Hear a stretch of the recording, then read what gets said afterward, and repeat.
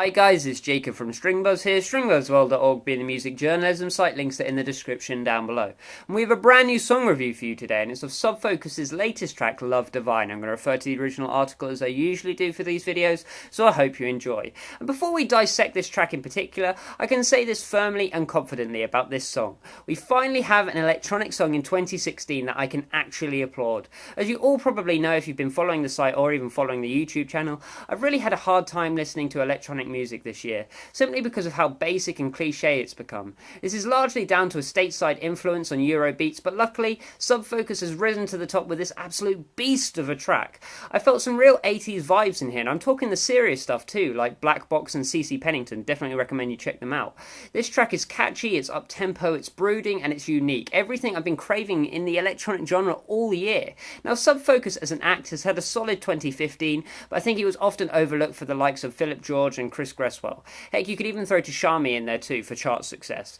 But this year, in 2016, I can say he's trumped all his competition. He's been far better than others in the genre the entire year, and the fruits of his labour have finally come to our attention, leaving us with this much sweeter taste for 2016 than perhaps 2016 even deserves. Although I will still say that 2016 has been the worst year for electronic music since at least 2010. This track at least sends us off into 2017 in the right frame of mind. With a bit of hope, I guess you could say. The production is perfect, the vocals are never too loud that they swamp the mix, but they do dominate the sections they are a part of, which I personally really take to. The sub-bass has a certain tonality to it that lets off an almost sci-fi-like flavour. We are so used to hearing sub-bass in many electronic tracks so devoid of tone that it barely registers in our ears, so it's actually a welcomed change.